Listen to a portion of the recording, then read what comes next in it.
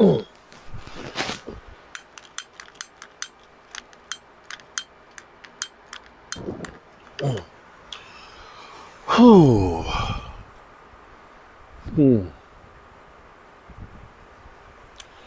Well, hello, good people. Mark Holmes here, and as always, I want to say thank you all for watching, commenting, subscribing, and being part of the Jobu Sports Report. Without you guys, as well as you ladies, you know that this literally does not work. I hope everybody's having a great evening. It's Friday night, and we're just hours away from divisional round weekend starting out. We'll be live streaming all the games. I'm not sure. I think Rashid will be coming over for the game. I'm not sure if anybody else is or not, but we will be live streaming, of course. And I'm not sure who's coming over on Sunday. I think E2 Blue's coming in DMV and crew and things, and we'll be hopefully watching the Cowboys get a victory. I guess there's not much more to say. We've heard it all from the talking heads that the Cowboys last week, to a man,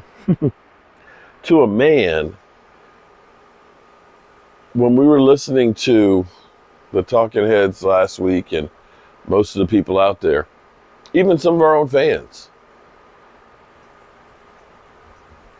didn't really think we had a chance. It's going to be same old Cowboys. Cowboys stink. And I said last week before that game that the Cowboys can get that first round monkey off their back, that the relief that would happen, not just for us, the fans that have been waiting so long, the hope and the energy, but for the players as well. That has to be the, whew, all right, now we can rock and roll. Now we can really relax. That's what it feels like. That's what it feels like to get that win. And it's so funny how they come up with numbers and things to disparage the Dallas Cowboys. They sat there, they talked about, well, the Cowboys haven't been to an NFC Championship game. Teams that play on the road on 5 days rest. They find all these reasons why the Cowboys shouldn't be able to win, and very rarely give you a reason why they will. They talk about how the Cowboys are a failure, right? As they focus in on Dak Prescott, you know, last week it was, what's the chances of Dak Prescott making a turnover? 100%. But it's funny that when it comes to Josh Allen, who has more turnovers with fumbles and interceptions than anybody else, you don't hear a word about it. It's funny when Trevor Lawrence has 4 of them, 4 interceptions in the first half, they only focus in the second half. Because I could look at it and say, yeah, Dak Prescott threw a pick 6 to start the Eagle game, but they scored 40 points after that. And I believe that's the number 1 defense in the NFL. Number 1. Aren't they supposed to be getting interceptions and takeaways and stopping people? See, that's what they do. They find something negative, and like a sore, they keep picking at it. Keep picking at it. And when you pick at it, it makes it worse. They never tell you the good things that they do. Now, I'm going to say, I'm not happy that we're 5th in penalties in the NFL, but I'm glad that we're not number 1 like last year. I can say our offensive line has been juggled around a lot this year, but I can say it's in better shape than it was this time last year. I can say that Zeke Elliott is not running as well as you would like, but Tony Pollard is.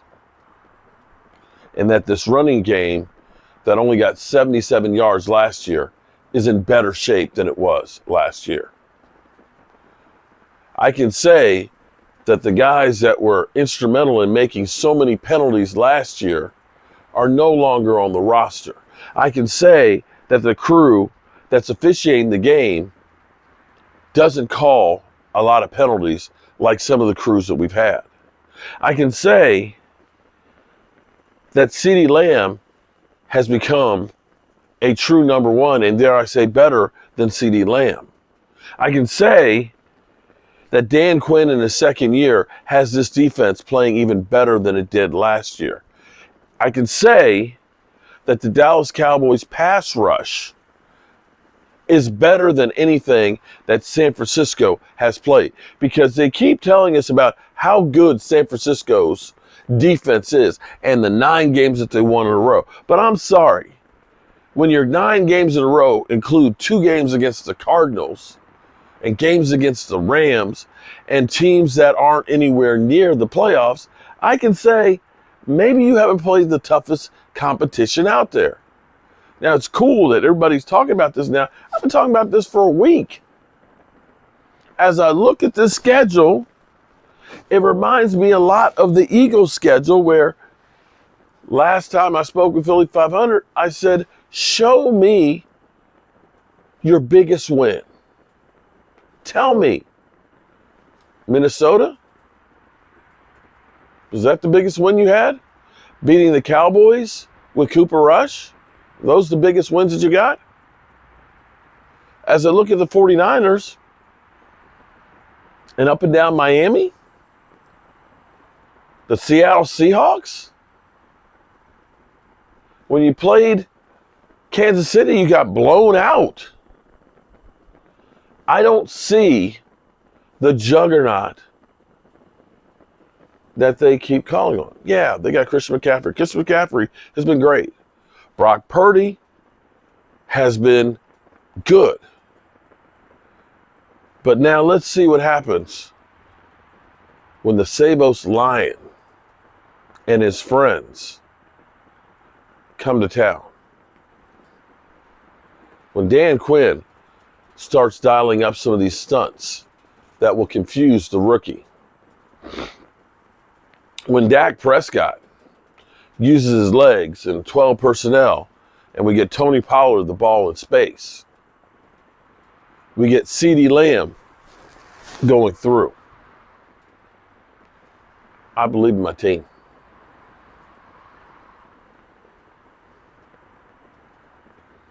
I believe in my team.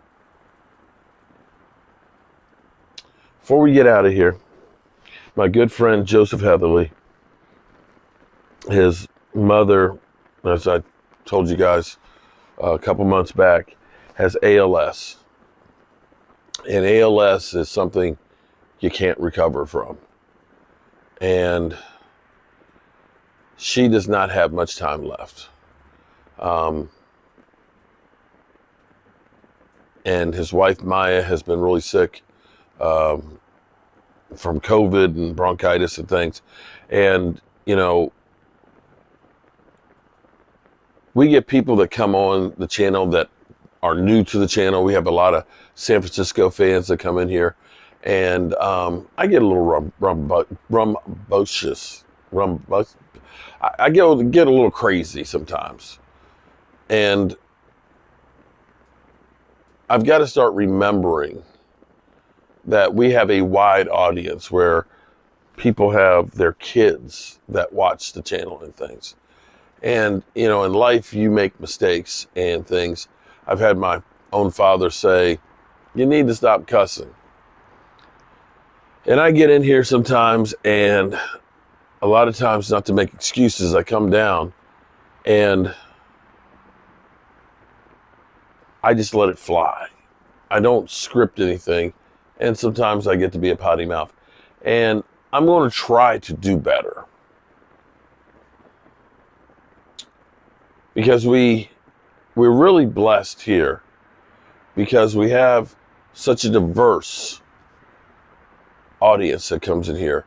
Fans of other teams, from the Eagles and the Giants and Washington and so on. I get fans from New Orleans and Tampa Bay and Jacksonville and the Lions and stuff. And the thing is,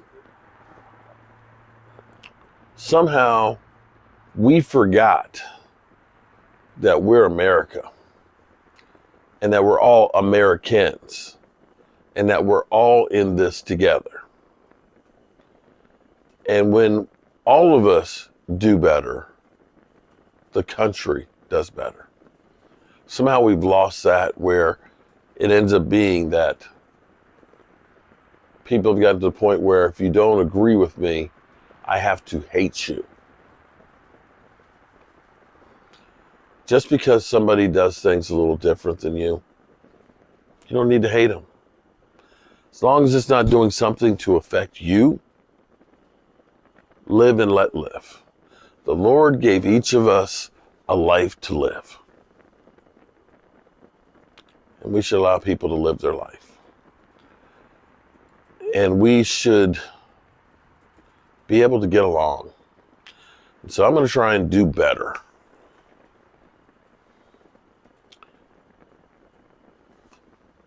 Tomorrow's a big day.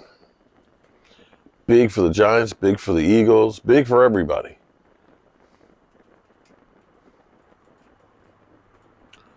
I'm going to end this with, you know how we always do. Tell the people you love them. Because you might not get the chance again. Life is too short and too precious to forget that.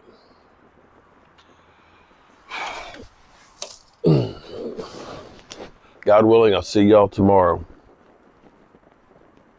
Let the games begin.